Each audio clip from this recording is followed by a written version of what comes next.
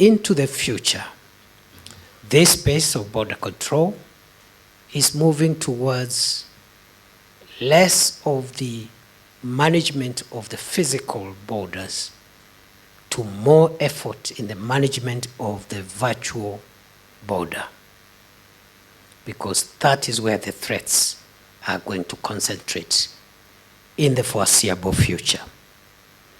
And therefore, the border of the future is going to be secure but contactless, with less human interaction, but with a lot of security checks and controls. The use of technology, in particular digital technology, is going to become crucial for future border control and management. Future border control and management is going to be driven by data. And that is why big data is irrefutably one of the key drivers of the fourth industrial revolution. And therefore, in this space, data is going to be crucial.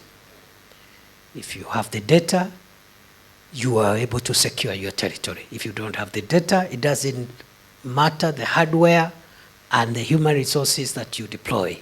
Without data, it's going to be very difficult to secure our countries and our world. I also foresee the increasing use of artificial intelligence, cloud computing, and other emerging technologies where border control and management is going to be shared between human interactions and the use of machines. The border of the future is also going to be a synergy, connection, and shared responsibilities between the public and private players. And therefore, this area, which has traditionally been government-driven, is going to be tempered or a bit influenced also by private sector, because of the increasing role of private players, not only in the whole space of human capital movement, trade, and so forth and so on. For us to create border control efficiency, the need for coordination is important. First, the coordination within the national agencies that are involved.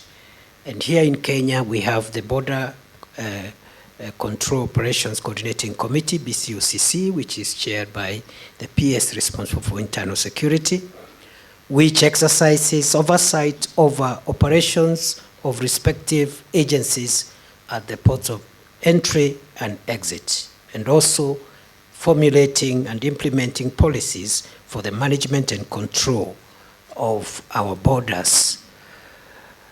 Other than the intra-national cooperation, there is of course need for bilateral coordination, which is the reason why all our brothers and sisters from the neighboring countries are here, because we are all one, and what they are doing in their countries is important to us, the same way what we are doing here in Kenya is important to them.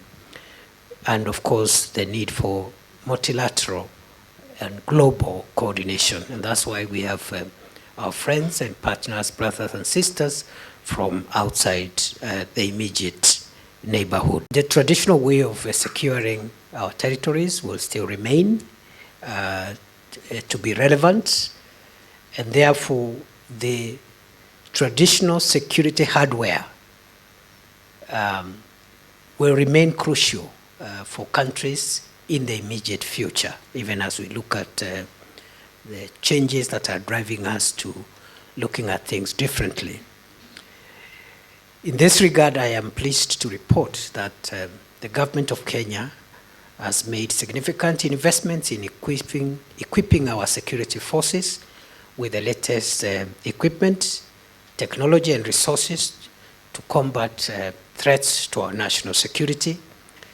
And this we are doing through the modernization of equipment of the National Police Service and also the National Intelligence Service, together with the Kenya Defence Forces, which are our organs of our national security.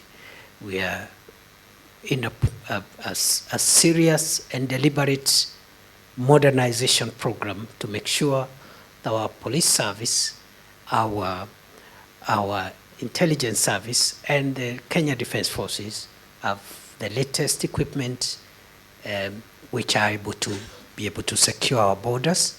And we are also investing seriously in cyber security to make sure that our cyberspace as a country is also free from the threats that we continue to face. The border is the place where countries exercise their territorial control and jurisdiction.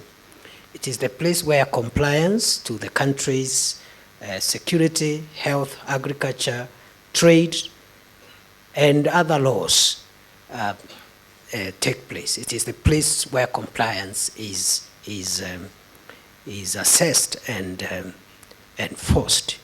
However, the concept of the border has changed, qualitatively speaking, because today, while the physical border still exists, there is also the virtual border, which has brought its own complications and has become even more critical to manage and control, even more than the physical border. So as we struggle in harnessing our efforts to control and manage the physical border, we are confronted with the virtual border, which is giving us even more complications. As you're aware, traditionally we have always looked at our national borders in terms of the airspace, the sea, and also the land. Because of the complexity of the security threats that we continue to face across the world, there is need for huge investments in border control technology. And for many countries, including countries that are fairly well off economically, managing borders in the light of modern threats requires huge resources, and not many countries are able to put together the kind of technology that is required for effective border control and management, including the virtual border that I talked about.